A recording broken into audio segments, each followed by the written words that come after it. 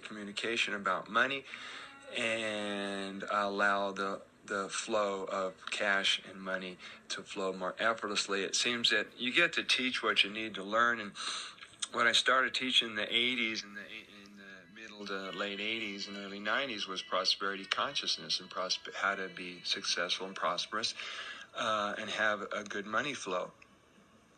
And it ends up being very metaphysical. When you follow the trail, you discover that money follows your instructions and that money will flow easily, effortlessly, and on time for you if those are your instructions.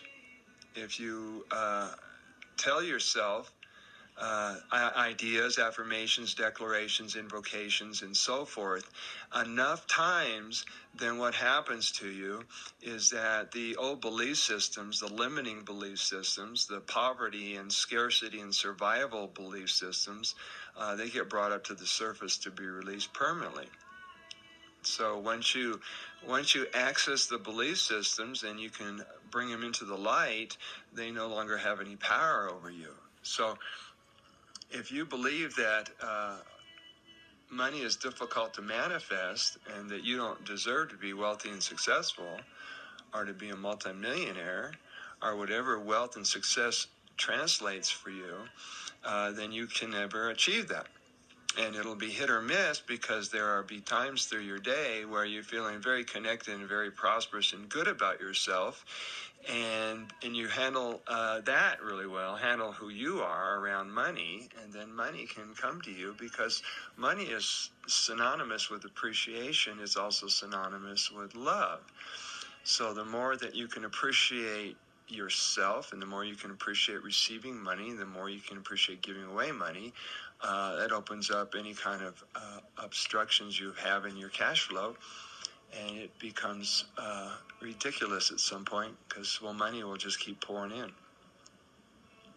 And of course, I'm saying all this so that I'll master it. And what I love doing is talking about prosperity consciousness, particularly the metaphysical understanding of money, because money is just energy. And the reason you're not rich and successful is because you're not allowing yourself to be rich and successful emotionally. And then you'll notice that there's going to be wealth in your relationships that you didn't see before, and there's going to be closeness and love and sensuality, if that's in there for you, and juiciness. And the same with money. Money's going to be juicy and tender. They call it tender. Remember, money used to be called tender. And in the bank, they say when money gains in value, it appreciates. So appreciate the money. It appreciates you. Remind yourself that money loves you. Money loves me. I love money. Money is my friend. Money is not my enemy. Has nothing to do with spirituality, even though it's in the mix. You see, that's some of the erroneous ideas we got from society, our parents, religion, and so forth, is that it was sinful to be rich. Because that was set up so that the priests and the prophets and the churches would have all the resources and the riches, and you would have to bow to them. And so not only that, but they toss in tithing. And so if you have any resentment about giving, it'll come up when you go to church. So you see, this is all part of the prosperity consciousness trail. And I love talking about prosperity consciousness because not everybody's going to talk about money. Now, my teachers and my spiritual mentors, they all talk about money so that people get really clear on it, and so that they handle all their money cases and the money issues, and you guys can be as successful and as wealthy as you want to be.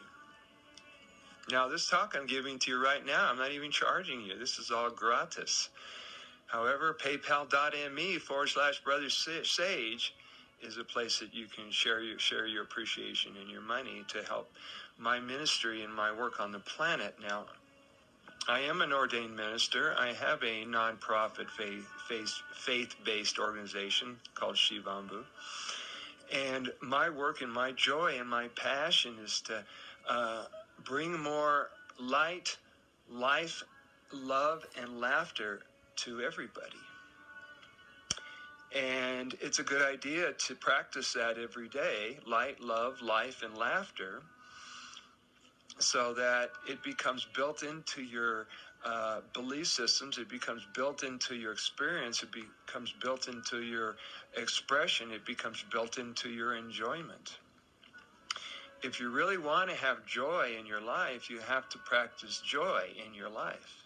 If you really want to have love in your life, I love you, whoever you are, you have to practice love in your life. If you really want to practice purity in your health, in your body, in your thinking, you really have to practice purity and mindfulness and monitoring and being unattached too. There gets to be a really fine line between being disciplined and being OCD and fanatic about it.